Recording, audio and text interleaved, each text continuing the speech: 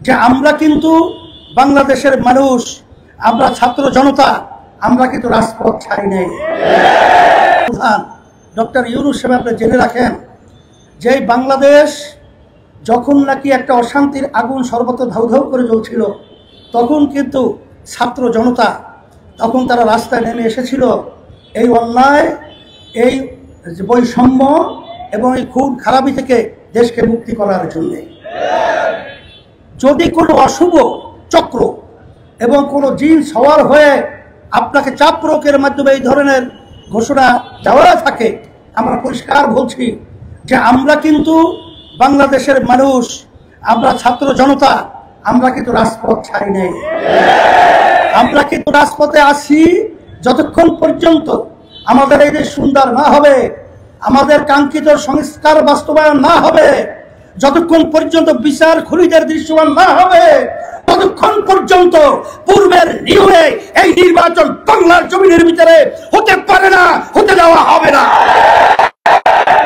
সাথে সাথে আপনারা জানেন যে বাংলাদেশে 53 বছর যে পদ্ধতিতে নির্বাচন হয়েছে, এই নির্বাচন পদ্ধতি সংস্কার হল প্রধান সংস্কারের মূল লক্ষ্য।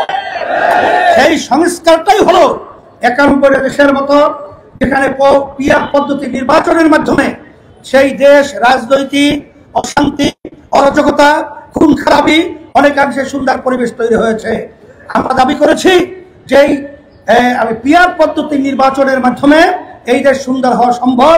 পেশি শক্তি এবং কালো টাকার দৌরাত্ম্য এবং বিভিন্ন পর্যায়ে যে গুন্ডাদের তাণ্ডব, এটা বন্ধ হওয়ার একমাত্র পদ্ধতি হলো পিআর পদ্ধতি নির্বাচন।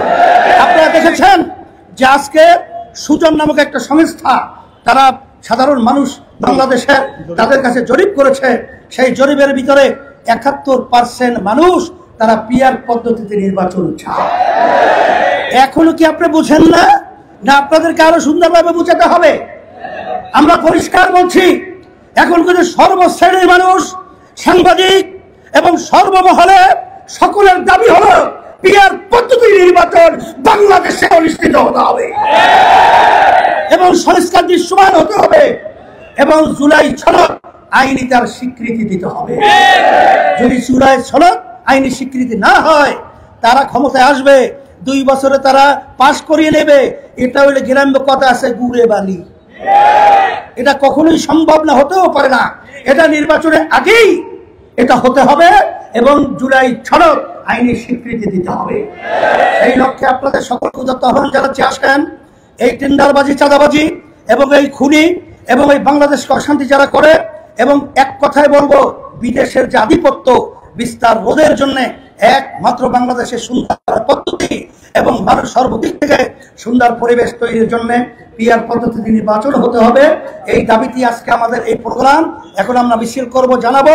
এরপরেও যদি এবং আগামী এতেও এইটা বাস্তবায়নের জন্য আমরা বিভিন্ন কর্মসূচি সময় উচুকি সেটা আমরা দেবো ইনশাআল্লাহ।